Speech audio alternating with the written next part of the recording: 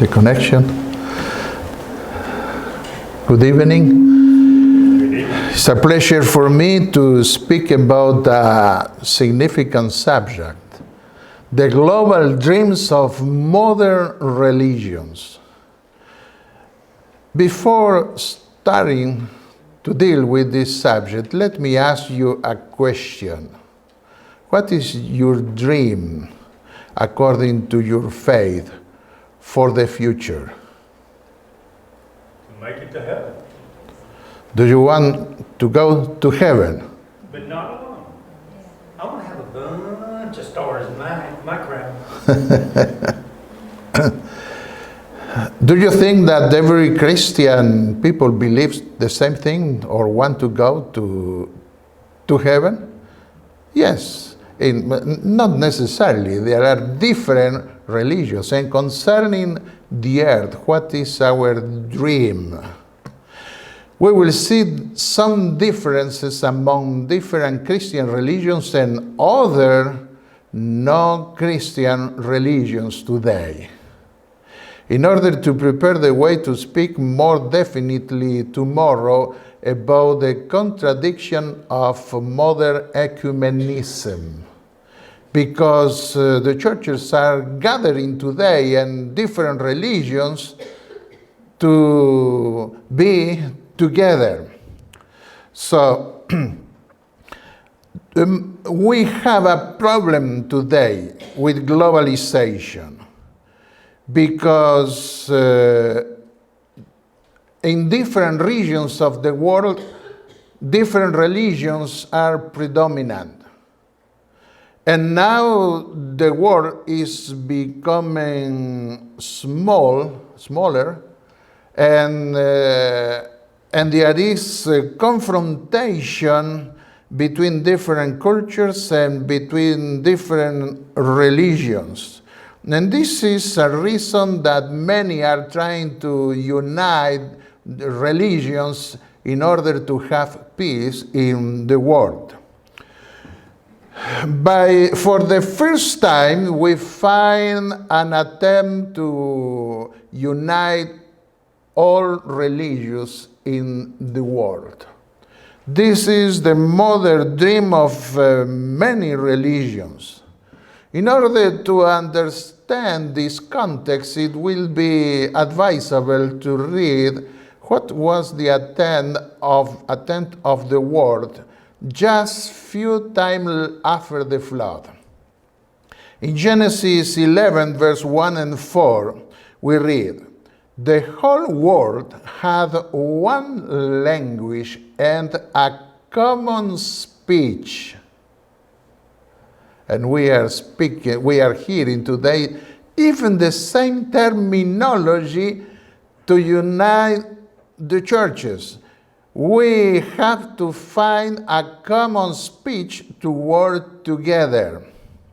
They said, "Come, let us build a city with a tower that reaches to heaven, so that we may make a name for ourselves. Otherwise, we will be scattered over the face of the whole earth." They wanted to be together, not scattered, not separated. And they built a city with a tower.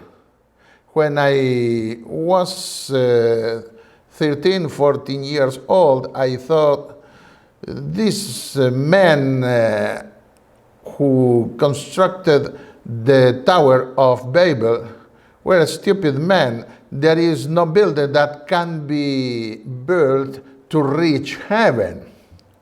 But when I grew up, I could understand the meaning of this, especially reading Isaiah chapter 14. It doesn't mean to occupy the place of God on earth, what the devil tried to do in heaven. And the city represents here the civil authorities, the government. And the tower, religious authorities. authorities, the temple.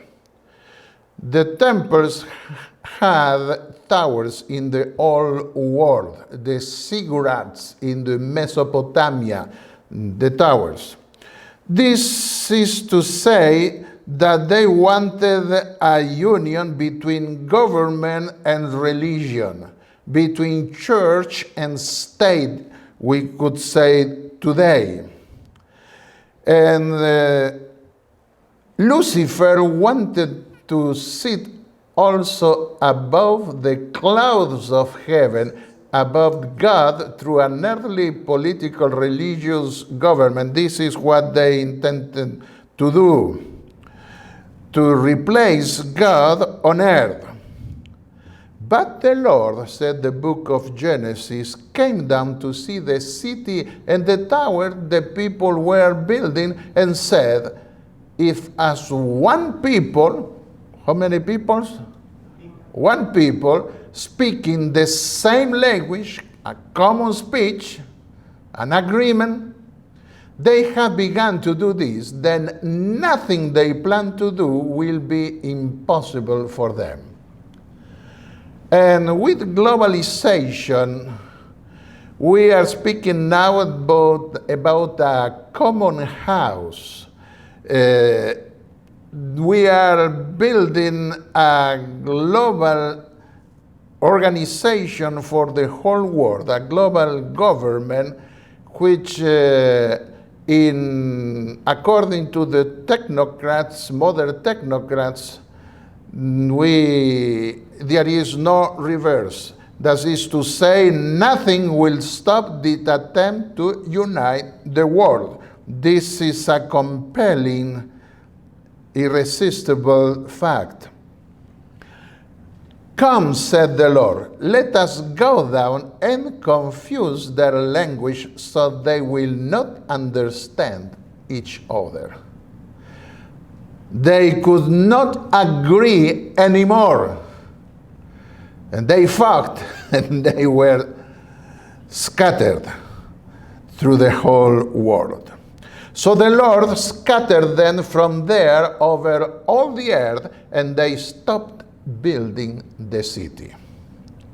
The last attempt of the devil will be, according to what we could see yesterday, it will be to unite the whole world in rebellion against God. And the Lord will come also to stop this attempt forever, to destroy this world. The great Babylon of the latter days will be crushed, completely destroyed, divided in three, according to Revelation chapter 16. That is why it was called Babel, because the Lord confused the language of the whole world. From there, the Lord scattered them over the face of the whole earth. So we can see the attempt, a primitive and early attempt of union of church and nations. Which are the religions which have a global vision, a geopolitical aspiration, as it is told today? What are the religions that dream of supremacy in the world? Let us consider first traditional and state Christian religions. Let us start by the Roman Catholic Church. Catholic means universal. But it is centered in Rome. This is why it is called Roman Catholic Church. We Seventh-day Adventists are in every country of the earth, but we are not Romans. Even if we have churches in Rome also, we have universal churches. And we believe in a New Jerusalem, where is our headquarters, especially not on earth supplanting the government of God. And they dream to put the whole world under the primacy of Peter. They believe that Peter was the first pope. We don't find this in the Bible, but this is a tradition that they have. So the whole world under the leadership of the Pope, who is Christ here on earth, the vicar in the place of Christ, the vicar of Christ, the vicar of God in the place of God.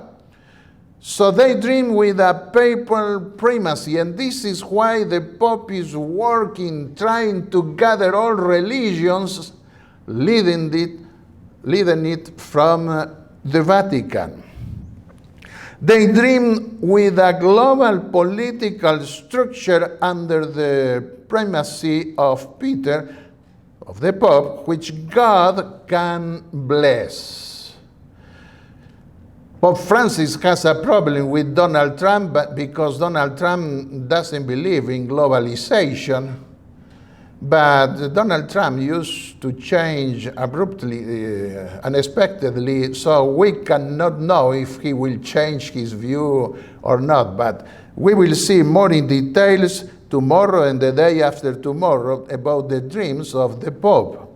And I won't deal, of course, with political issues because I am not interested in a political discussion, but I will analyze the view concerning the way the people want to lead or to control the whole world according to their policies or dogmas or their goals.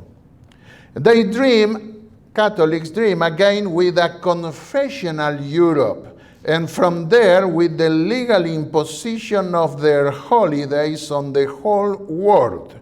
They find that evangelicals and Protestants and even Orthodoxes have several points in common, so they are saying that we have a common speech and we are fighting without reason in the way they are trying to gather all those religions.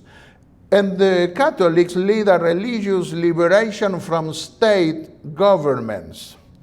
For separation of church and state, they understand church over the state, not the church and the state in a same level. And they expect a return to the Middle Ages. Many dream with the Middle Ages, even if they say, no, now is different. And of course, there are many things that are different today. But in the practice, if this principle of church over the state is established, we will have a similar principle that was characteristic of the Middle Ages. They think that only acknowledging the primacy of the Pope, the world will achieve peace. But the papacy ruled the world for more than 1 millennium, and could he bring peace to the earth? When we study the history of Europe, we may find permanent wars, the war of the 100 years, the war of the 30 years, known in history, and the Pope provoked sometimes wars when a ruler didn't accept what he wanted to impose on earth, and he participated in this war. So if the Pope obtained finally an worldly acknowledgement on earth, could he really bring peace? The only dream I have is that the Lord will establish his kingdom forever, after destroying, as we saw in the other messages, after destroying the whole kingdoms of the earth. Orthodox churches that are especially in Eastern Europe, in Greece, this is a Greek church, or in Russia and Eastern Europe.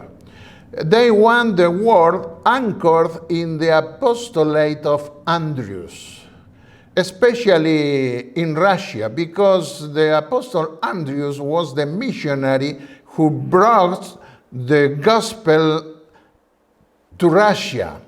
So since Peter never went to those regions of Europe, they feel that they are more committed to Andrews than to Peter. This is the view of Eastern Christianity. Let me tell you that at the beginning of Christianity, many began to fight, saying that I am from Cephas, or from Paul, or from Apollos. I want Jesus. Amen. He is my Savior. Amen. I can honor many preachers, but over them, what comes is Jesus.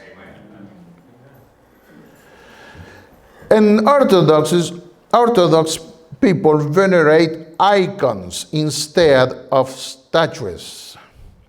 So there is a difference in form when you drive by Greece, throughout Greece. You can see icons, pictures, not statues, because they were closer to the Islam, which condemned idolatry.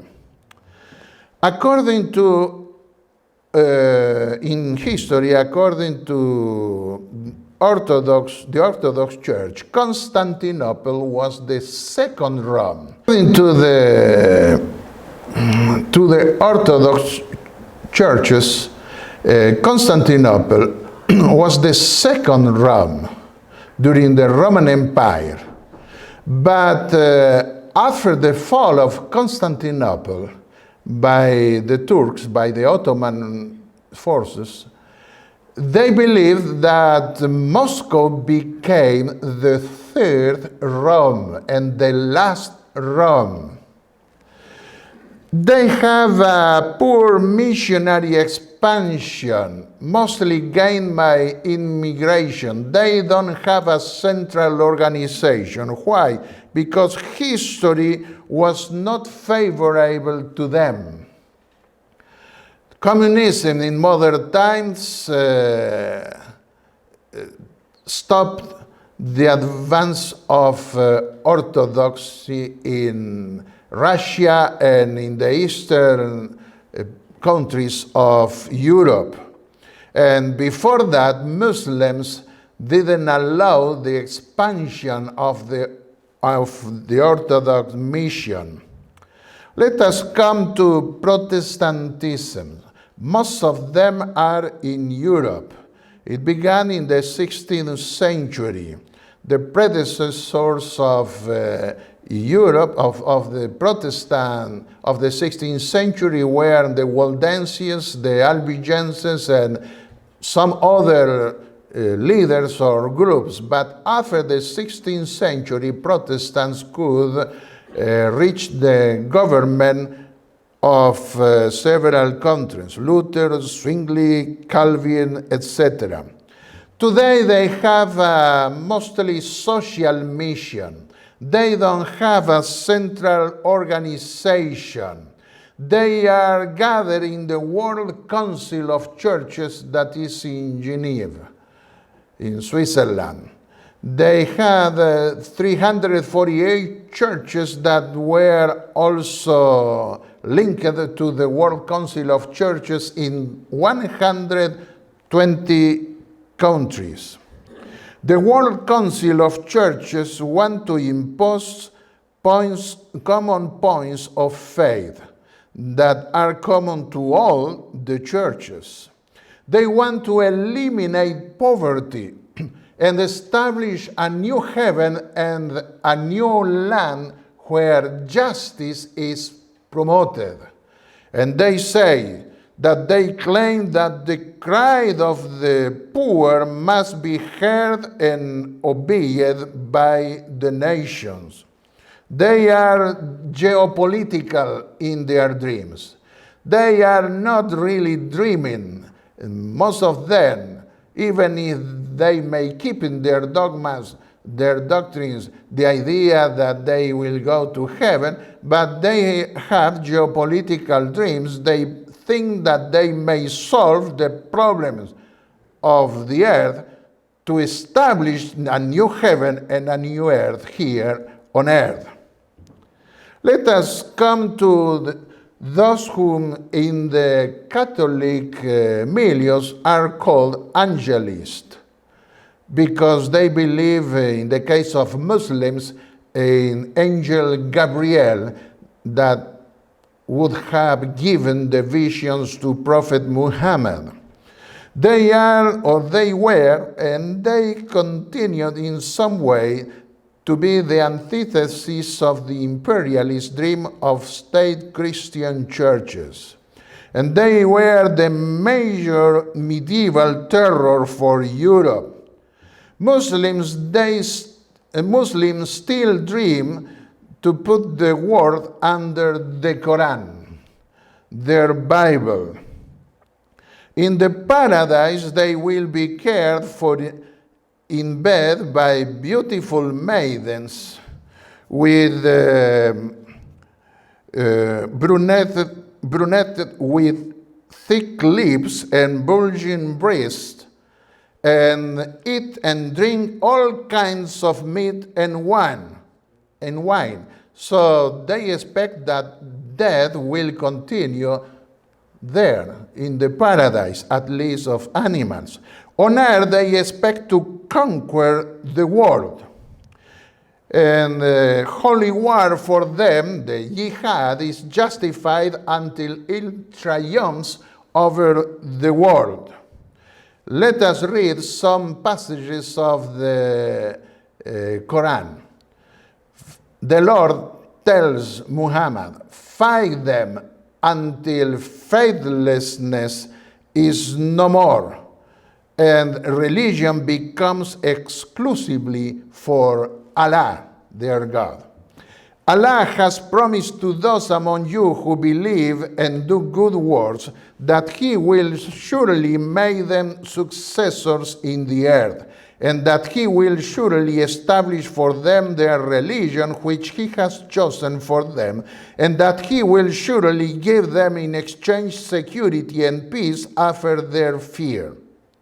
In other words, for Muslims, peace will come on the earth when the religion of the Quran will be imposed on the whole earth. I was traveling from China via Thailand, and then to Ankara. And when I took the plane from Ankara to Atlanta, I had a Muslim at my side. And I asked him, can you believe really that if you rule finally over the whole earth, there will be peace? Because among Muslims, during more than 1 millennium, you were fighting with different sections, and even today with different sections in the Muslim religion. He thought for a moment, and he told me, I don't know how that prophecy will be fulfilled. I don't believe in man. I believe in God. He will be able to do that after the judgment, and He will accept only those who are humble before Him and are really converted to the law of God. He it is, said God through Muhammad, who has sent His messenger. His messenger is Muhammad, with guidance, a reference to the Quran, and the religion of truth, that He may make it prevail over all other religions. He may cause it to prevail over all religions, even if those who associate partners with God hate it. Those who associate partners are those who believe in Trinity, Christian people. And so they launched themselves a jihad to conquer the unfaithful world in Europe, America, and Asia, and the rest of the non-Muslim countries of Africa and other continents. Let us come to ethnic religions, Chinese, Japanese. In China, Confucianism was the religion following such a Confucius pagan leader of them. And Buddhism is also strong in China, even today. Ethnic religions and Judaism, when Hitler decided to destroy Jews, he said that he expected to destroy Jews for 100 years. And he killed about 12 millions of Jews. There were many millions in Europe. Now Jews are again populating the earth and growing, but as they become globalist, those ethnic religions tend to lose their ethnic identity in many cases. Animist and Asian religions, Buddhism, the principles of Buddhism are expanded today by the New Age that is gathering any kind of supernatural religion or manifestation to bring the people together. Hinduism, Shintoism, etc. The New Age represents the pagan religions. It brings pagan religious principles, and they expect to unite the whole world, bringing also peace. There are apparitions of angels today that express a universal love. They don't identify themselves with any religions. They don't identify themselves with the Bible, at least in a direct way. So it is we cannot believe a suspicion this kind of manifestation, because the devil presents himself as an angel of light. And because most of the conflicts on earth are caused by confrontation among religions, and they expect to unite all the religions of the world to make peace in order to have peace on earth. Only in America we find 2,500 different religions. And the United States and the United Religions try to impose peace on earth, make peace prevail on earth through the union of churches and nations. You may find different logotypes. We have the Seventh-day Adventist Church with this sign.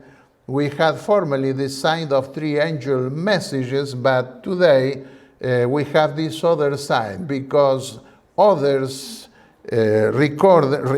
registered this sign of three angels, so we couldn't use it to identify our church. The United Religions logo. You may see here the whole world and different signs of different religions. And they have the same goals. They want to establish world peace. Do you think that this is a good objective, to have peace on earth? World peace? Yes. In principle, every one of us want to live in peace, unless you are a warrior and you love fighting. But in general, we expect, or we would like, it would be wonderful if we could obtain peace. The problem is if the way we try to obtain peace is an acceptable way, or it is just a simple utopia. The big problem of the organization of the United Religions is that they expect to impose a unique religion, and they are plagued with principles of the New Age, of paganism. This is the reason why the papacy didn't agree with this organization, because the Union of Religions wants to be led by the popes, and today these United Religions is something secondary. The true union of churches are taking place, especially around the Vatican. There are also new religions parallel to Christianity. The Jehovah's Witnesses. After the destruction of the earth, they expect to reign on earth during the millennium. And since they expected to live here, in the year 1995, they built big houses for Abraham, Isaac, and Jacob. They don't speak anymore about that. They believed also that they will spend the millennium raising from the dead those who were friends of them. So I told some, in irony, that just in case, be friendly with one of them, so they will resurrect you during the millennium. It seems that they are not saying anymore this today. At least I asked one of them and he didn't know anything. The Book of Mormon and another testament of Jesus Christ. The world will be set in order with a millennium of peace, according to them. I have to correct some mistakes in the slide. And they neglected the African continent. And America, for them, is the new Zion. So now they have a tremendous problem. Some of them spend a lot of money to go to ancient Indian civilizations, looking to prove that they were descendants of the old Israel, according to what their Book of Mormon said. But the ADN is, what is in English, ADN in English? DNA, yes, proves that the Indians had nothing to do with the old Israel. And I could say the tremendous problem they have also by the presumable translation of Angel Moroni to Joseph Smith, because the old document that the angel translated for Joseph Smith was found and has nothing to do with what he wrote. The Church of Unification, Divine Principle, this is the term. Moon presumed to be the Asian Messiah. He was put into prison in the United States because he robbed to the U.S. government, and when he left, he said that no one on earth suffered so much like him. So he is the Asian Messiah. They expect to unite the world politically and religiously. But he died. Now they are losing strength. Catholics used to call evangelicals minimalist because they do not constitute a religious majority in the world. Baptists, Methodists, Pentecostals, etc. So they call them minimalist. They don't have a central organization, they continue divided, and they expect to convert the world to Christ. So they don't have a geopolitical dream. We Seventh-day Adventists are not dreaming with ruling the world either. Anyway, as they are growing in some countries, they are joining state churches in common points, and they are involving more and more in a social mission and in a political approach. For this reason, they are seeking the union. None of them separately have reached the whole earth. Will religions really unite is the question we have tonight. The Vatican, will it be able to unite the world politically and religiously? In this book written by Jesuit Malachi Martin, The Kiss of This Blood, he introduced the idea of the struggle for world dominion between Pope John Paul II, he wrote at that time, Mikhail Gorbachev, and the capitalist West. And he concludes that the Pope will be the overcomer because the other political representations don't see in him an enemy because he concealed his political dreams under the religious aspect. In Revelation 18, verse 2, we read about Babylon that it will become a nest of every filthy and abhorrent bird. In the year 2000, September 23, the Vatican City called for an interreligious assembly called representatives of 20 religions, many of them pagans. And many pagans today practice their rites in the Vatican. Happy they feel at home because they are not rejected there. And they came from 50 countries. And the Pope John Paul II told them that this was a decisive step in the moral reconstruction of the world.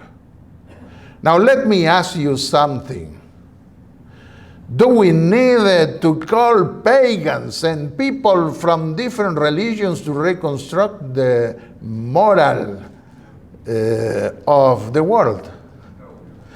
Do you find in the Bible a call of God to the pagan religions to come to Jerusalem to reconstruct the moral of the world?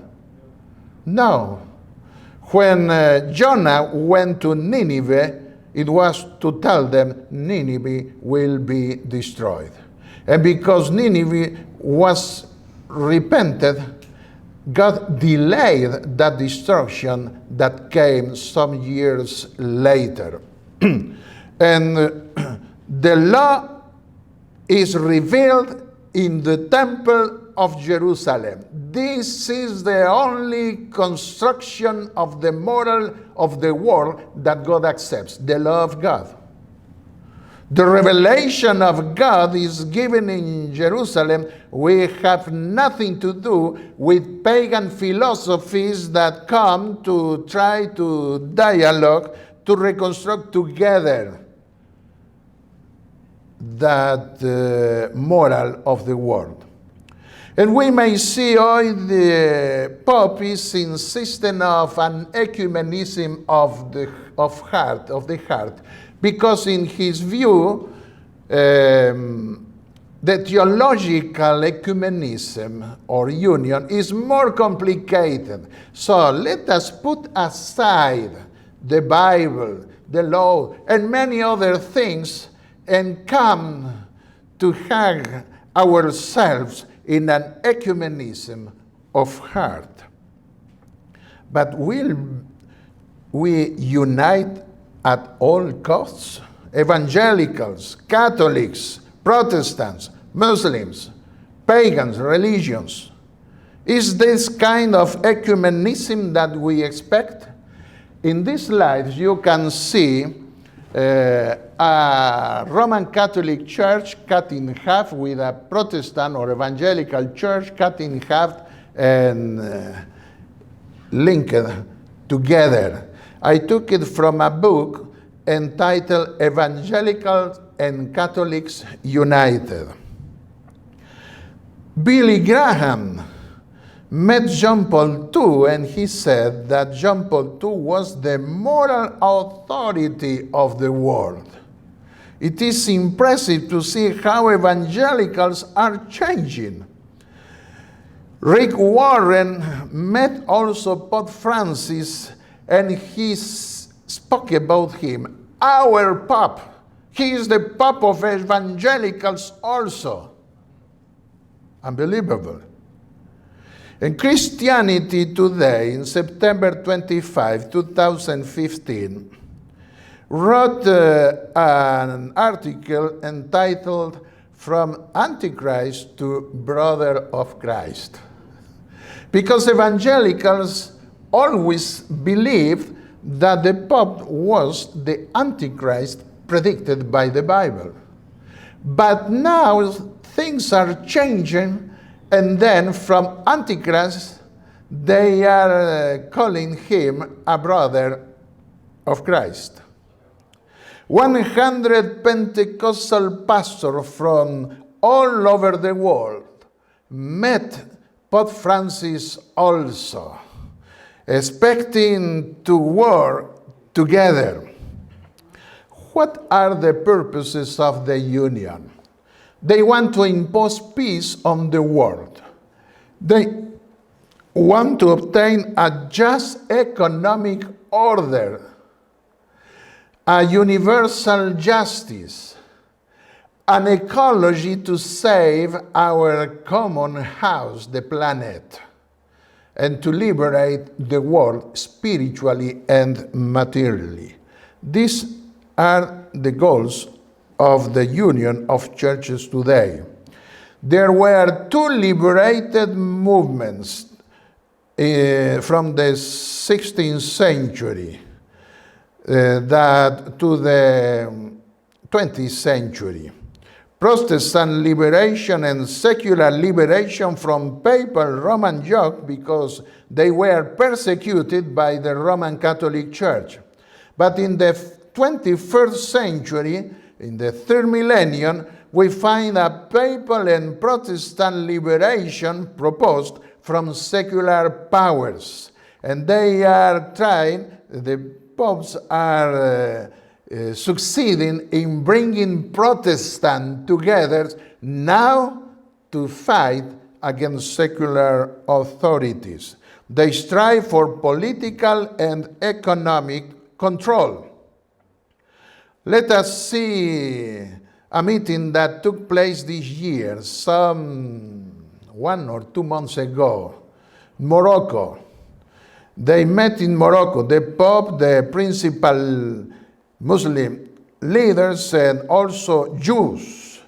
And the concert was given by a Jew, by a Muslim, and by a Christian. The Muslim is the one who is in the center singing. 3 monotheist religions singing for peace, to work together. Churches want to unite to control globalization and impose their common dogmas to the world. And when they will succeed in uniting the different religions, they will automatically become exclusive. The result will be the foretold apocalyptic intolerance. According to the Bible, only a rest, Revelation 12:17, will be saved. Then the dragon was enraged with the woman, the church, and he went to make war with the rest of her offspring.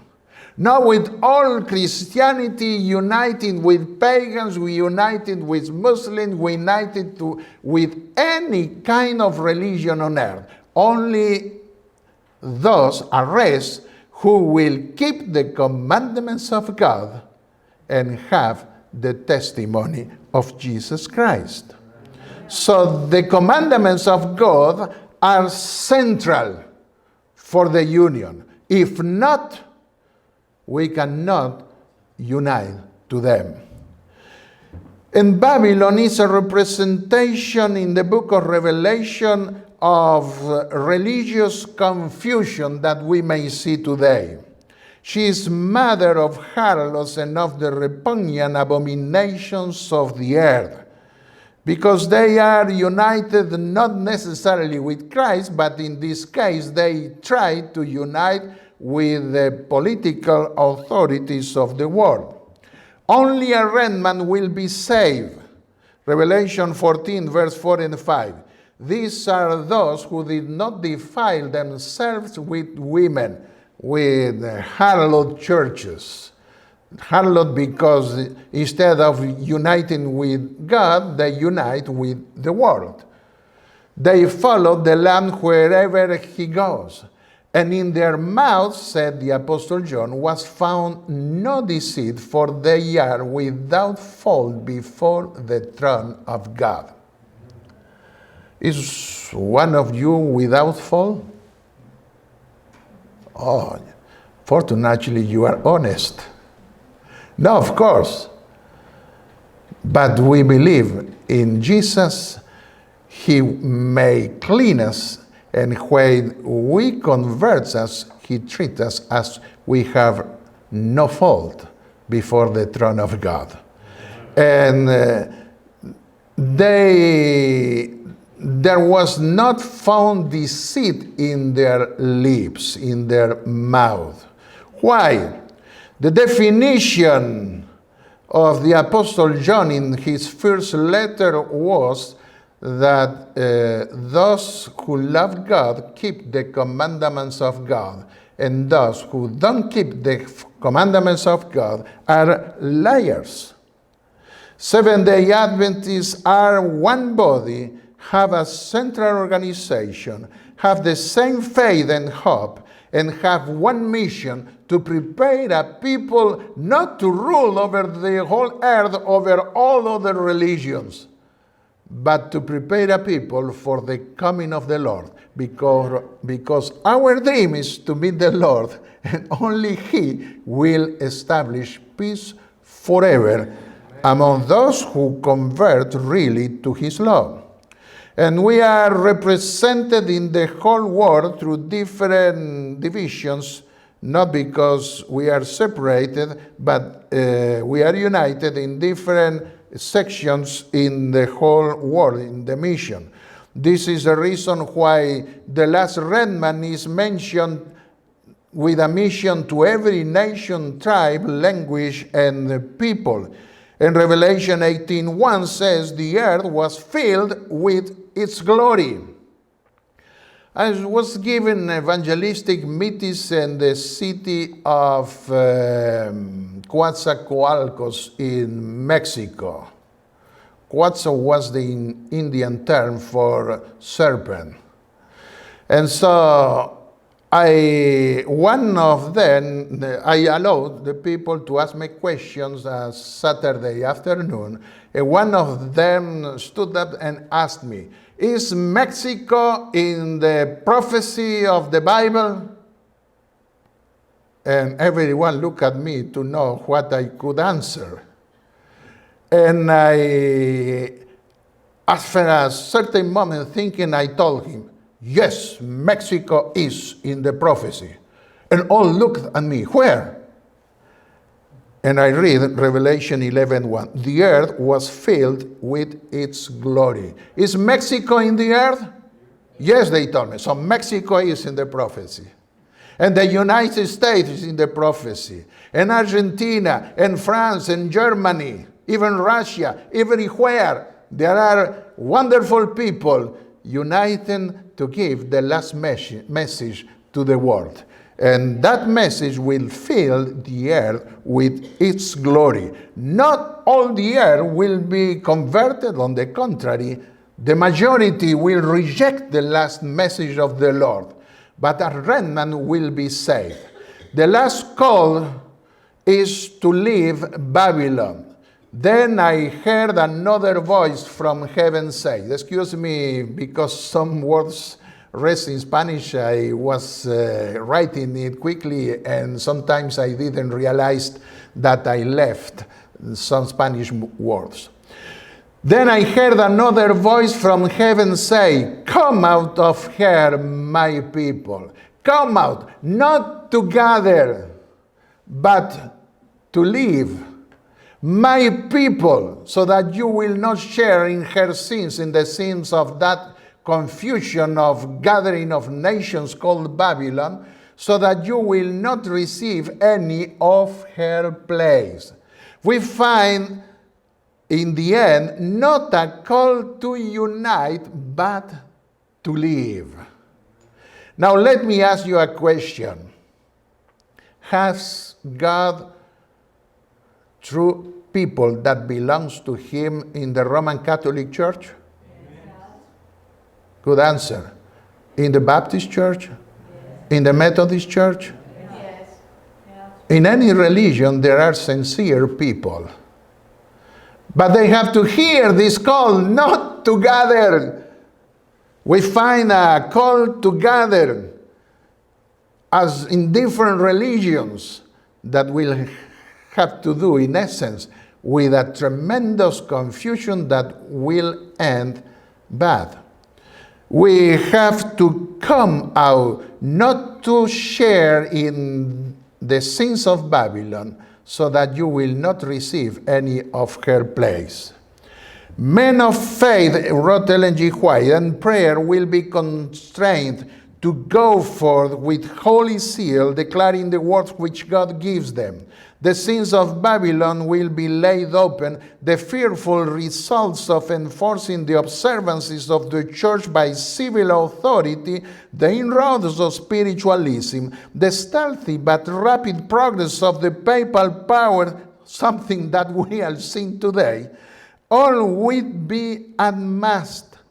By these solemn warnings, the people will be stirred. Thousands upon thousands will listen to have never heard words like this. In amazement, they hear that the testimony that Babylon is the church, fallen because of her errors and sins, because of her rejection of the truth sent to her from heaven. Only a rest will be saved. Let me insist on this point, not in the great masses of the world that are being tried to unite. Those who keep the commandments of God and have the faith of Jesus. The real liberation comes from above. Jesus comes soon. Let us prepare to meet him. Could you pray for us? And I hope that we will hear the message of the Lord and we will unite with us to give that wonderful message that we had for the world today. Stand up, please.